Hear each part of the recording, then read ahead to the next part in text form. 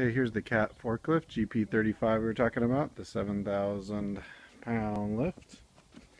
It's got the cool side shift feature back and forth.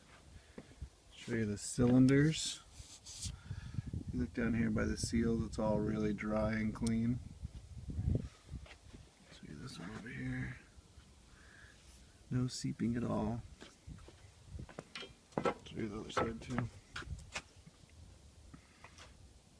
It's all good. Really, it just needs a paint job. But at least you can see it. It's in an original format right now. Walk around the whole thing. And put a new battery in it. Like I said, last night, in addition to the fixing the valve cover, we also did a new cap and rotor on it.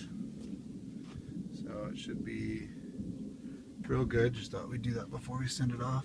Right there, the new one.